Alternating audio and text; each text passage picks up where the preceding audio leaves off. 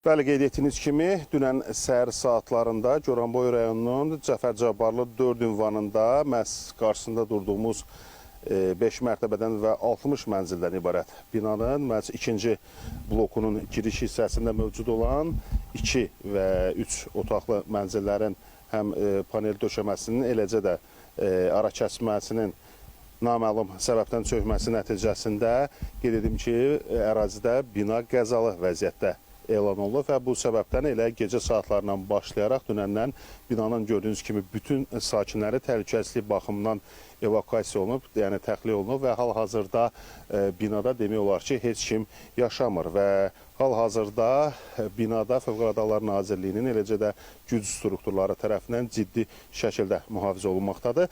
Hal-hazırda binanın aqibəti necə olacaq və binada yaşayan sakinlərin mənzil məişət şəraitinin yaxşılaşdırılması ilə bağlı dövlət hansı addımlar atacaq? Bununla bağlı bizə Goranboy rayon Fövqəladə Hallar Komissiyasının sədri Seymur Nəzərov ətraflı məlumat verəcək. Buyurun Seymur müəllim.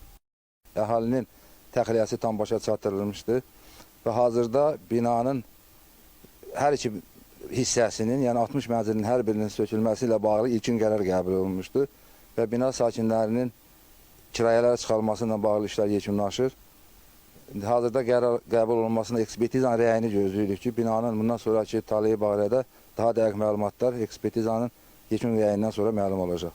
Bir məlumat da var ki, dünəndən etibarən vətəndaşlar bu binadan təxliyə olunduqdan sonra, yəni binaya daxil olmaq qəti qadağan olunub və hal-hazırda da vətəndaşlar öz belə deyək, şəxsi əşyalarını çıxarılması ilə bağlı ümumi vəziyyətinə yerdədir. Onunla bağlı da axşamdan bildirdiyiniz kimi Fövqəladə Hallar Naziri tərəfindən hasarlanmışdı ərazi və polis və Fövqəladə Hallar Naziri İcra Hakimiyyətinin əməkdaşları qeyd etdiyim kimi gücləndirilmiş iş rejimində binanın mühafizəsini, təhlükəsizliyi tam təmin olunur və binanın sakinlərinin məişət texnikalarının, əşyalarının çıxarılması ilə bağlı isə Fövqəladə Hallar Nazirinin ekspertizasının verəcəyi rəyə əsasən qərar qəbul olunacaqdır. Təşəkkür edirəm.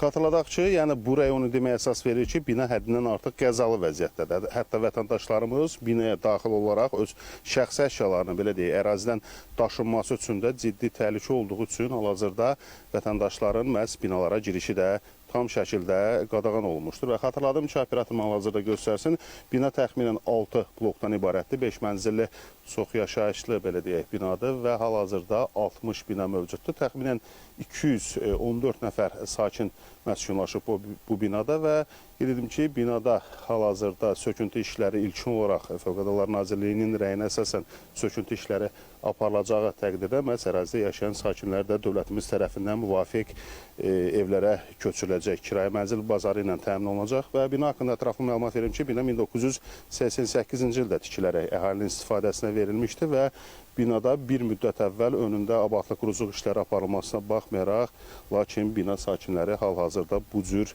vəziyyətlə üzləşdilər və hazırda da binada da gördüyünüz kimi ciddi şəkildə mühafizə tədbirləri aparılır ki, binaya heç kim daxil olmasın. Çünki hər an binanın çökmə təhlükəsi müşahidə oluna bilər. Bizim elə ki, Goranboydan hadisə yerindən çatdıracaqlarımız bu qədər. Buyurun, söz yenidən sizdədir.